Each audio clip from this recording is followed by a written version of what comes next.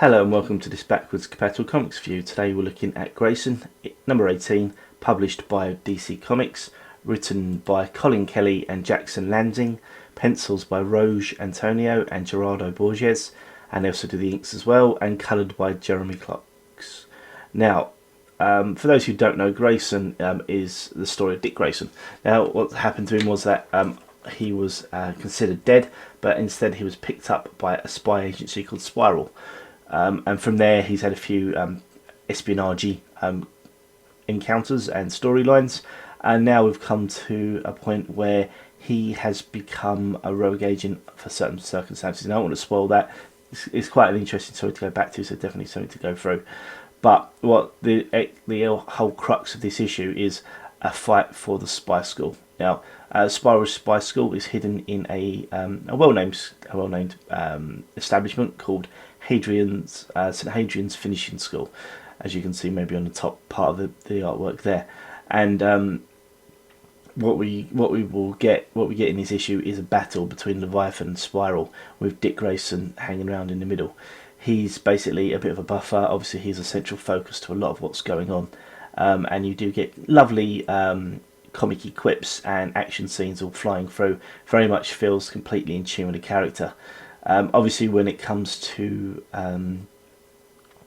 Dick himself, he has always had that light-hearted voice, so to speak, and they do play on that quite well. But he's also called out a few times saying, you know, why do you have to say that? Do you really have to make those jokes? And I quite like that. I find it quite fun, actually.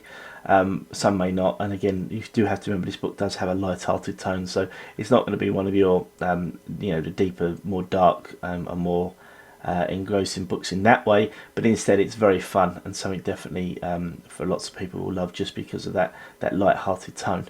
The artwork itself, obviously, when you had two artists, it does change a little bit. They do stay mostly in line completely. There are some great scenes, nothing which is truly, absolutely breathtaking, but some very, very strong artwork all the way through, and that's great because, again, it doesn't drop down, if that makes sense. So that's an important part of it. But generally, Grayson itself as a series is great. I will say for issue 18, if you don't know the series, this probably isn't your best area to jump in on, just because there's lots going on and it is a little bit hectic. You can keep up with it, I would assume, but it may be better to have a little bit of background knowledge before coming into this issue. So, hopefully you've enjoyed this review.